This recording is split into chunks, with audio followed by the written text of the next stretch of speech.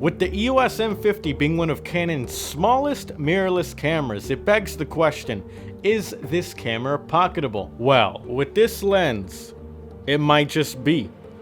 Let's get right into it.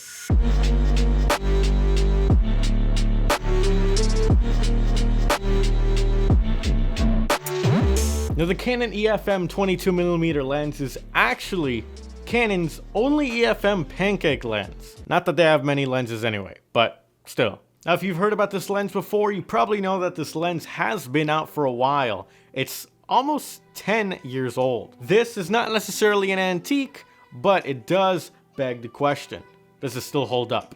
And the short answer to that is, yes, absolutely. Let me talk about it. Now, I just wanted to jump straight in with a little bit of POV footage, but I wanted to say that walking around with this camera is amazing. It feels like there's nothing on my neck. Moving over here, we got a little bit of shrubbery. I got this shot. Now, I just wanted to focus on the detail.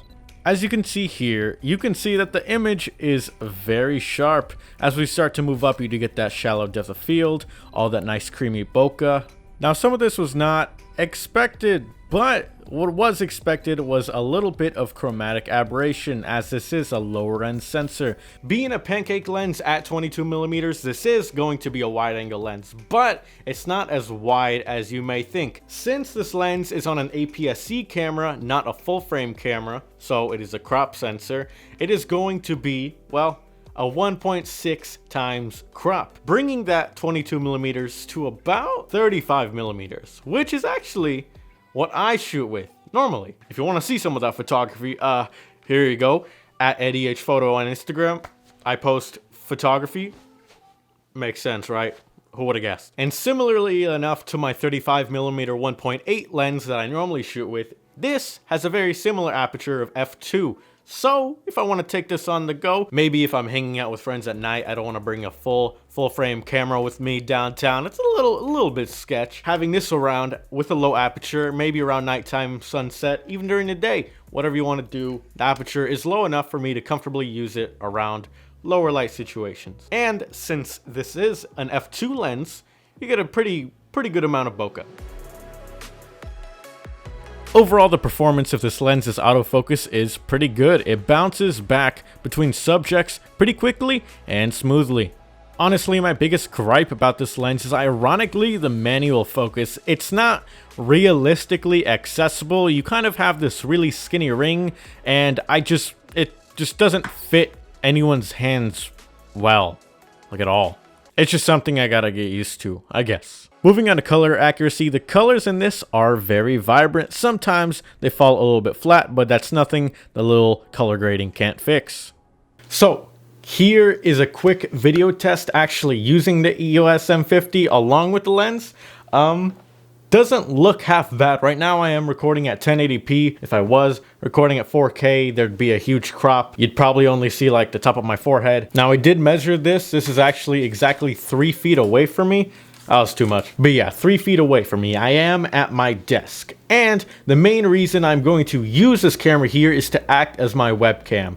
Now, I have the original EOS M50, which does not have webcam support. However, I do have it hooked up with a mini HDMI to an HDMI to an Elgato. So that does allow me to use it as a webcam for streaming, video calls, really anything. I did go ahead and download the very outdated EOS utility program. I don't think I'm going to be using it, but I do believe it is a necessity when connecting it to your computer. But overall, the active face tracking is working very well, whether I come back here. And speaking of getting up close, the minimum focus distance for this camera is actually going to be 15 centimeters, so you can try out your little macro photography if you'd like.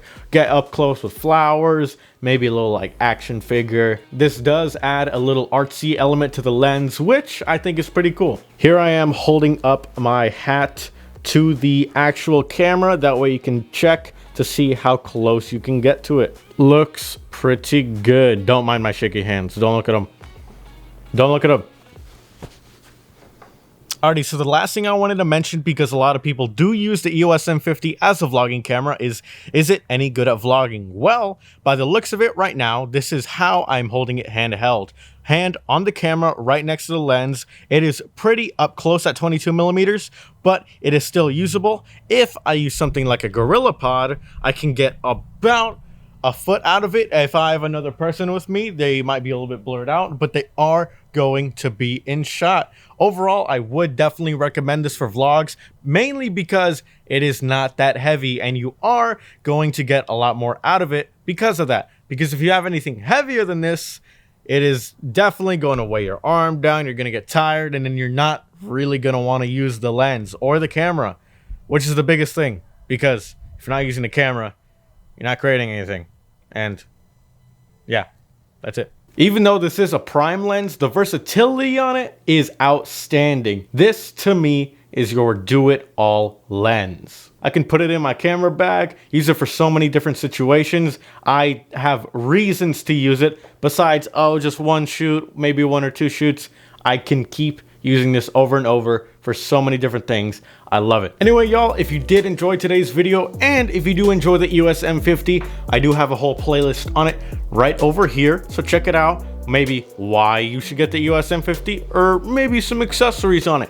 Whatever you need, I got a few videos over here, so check that out. Anyway, guys, I hope you all enjoyed today's video. If you did, don't forget to drop a like, comment, and subscribe. That really helps out the channel. And if you made it this far, drop a comment letting me know if you have this lens, if you enjoy it, or what other lenses you'd like to see from the EOS M50. Thank y'all so much for watching. Don't forget, we are the people, we are the art, and we are the photo fam. Take it easy, y'all.